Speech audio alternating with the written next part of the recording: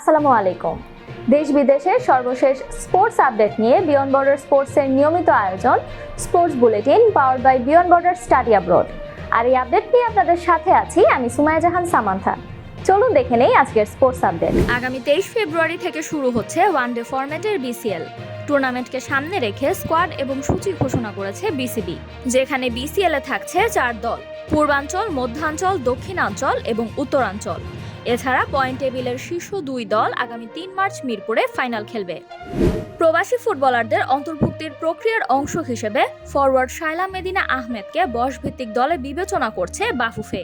এছাড়া সবকিছু ঠিক থাকলে তিনি এই বছরের আসন্ন আন্তর্জাতিক টুর্নামেন্টে যুব দলের হয়ে বাংলাদেশে খেলতে আসতে পারেন বলে জানায় বাফুফের সহসভাপতি ফাহাদ করিম। আগামী 23 জুলাই থেকে শুরু হতে যাচ্ছে গ্লোবাল সুপার লিগের তৃতীয় আসর। 5 দল নিয়ে আয়োজিত বিশ্বের বিভিন্ন দেশের ফ্র্যাঞ্চাইজি লিগের চ্যাম্পিয়ন দলগুলো খেলবে এই প্রতিযোগিতায়, যেখানে এবার বাংলাদেশের প্রতিনিধি হিসেবে অংশ নিতে পারে বিপিএল চ্যাম্পিয়ন রাজশাহী ওয়ারিয়র্স। টি-20 বিশ্বকাপে পাকিস্তানকে 61 রানে হারিয়ে সুপার 8-এ উঠেছে ভারত। কলম্বোয় আগে ব্যাট করতে নেমে 176 রানের লক্ষ্য দেয় ভারত। জবাবে 114 রানেই অল আউট হয়ে যায় পাকিস্তান। নারী ক্রিকেটের তরুণ অলরাউন্ডার অ্যামেলিয়া কারকে সব সংস্করণের অধিনায়ক হিসেবে নিয়োগ দিয়েছে নিউজিল্যান্ড। সোফি ডিভাইনের স্থলাভিষিক্ত হয়েছেন তিনি। এছাড়া 2016 সালে আন্তর্জাতিক অভিষেকের পর এখন পর্যন্ত মোট 84টি ওয়ানডে ও 88টি টি-20 ম্যাচ খেলেছেন অ্যামেলিয়া।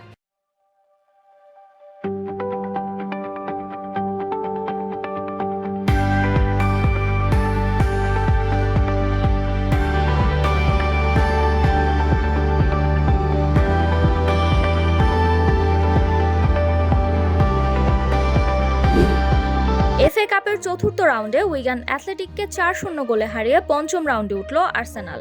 ম্যাচের প্রথম 30 মিনিটের মধ্যেই 4 গোল করে ইতিহাস গড়ে আর্সেনাল, যেখানে দলের হয়ে গোল করেন ননি মাদুয়েকে, গ্যাব্রিয়েল মার্টিনেল্লি ও গ্যাব্রিয়েল জেসুস, এবং একটি গোল আসে আত্মঘাতী থেকে।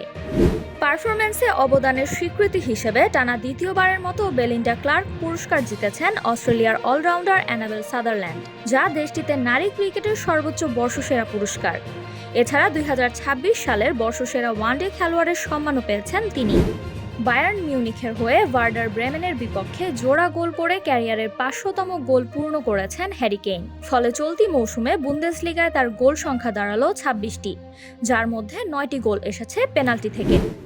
উলভারহ্যাম্পটন ওয়ান্ডারার্সের প্রধান কোচ ভিটার পেরেইরাকে চলতি মৌসুমের শেষ পর্যন্ত চুক্তিভিত্তিক নিয়োগ দিয়েছে নটিংহ্যাম ফরেস্ট। চলতি মৌসুমে তৃতীয়বারের মতো কোচ ছাঁটাইয়ের পর তাকে নিয়োগ দিয়েছে নটিংহ্যাম। ব্রাজিল ফুটবল কনফেডারেশনের সাথে চুক্তি নবায়ন করতে যাচ্ছেন কার্লো আনচেলতি। ফলে 2030 বিশ্বকাপ পর্যন্ত ব্রাজিলের প্রধান কোচ হিসেবে দায়িত্ব পালন করবেন তিনি। তবে তিনি ব্রাজিল জাতীয় দলের ইতিহাসে সর্বোচ্চ পারিশ্রমিক প্রাপ্ত কোচ হওয়ায় নতুন চুক্তিতে বেতন বাড়ানো হবে না তার। এই ছিল আমার হাতে থাকা সর্বশেষ স্পোর্টস আপডেট। এছাড়া আমাদের সাপ্তাহিক cricket analysis show the analyst angle এবং football show the football insight দেখার আমন্ত্রণ জানিয়ে বিদায় নিচ্ছি আমি সামান্থা।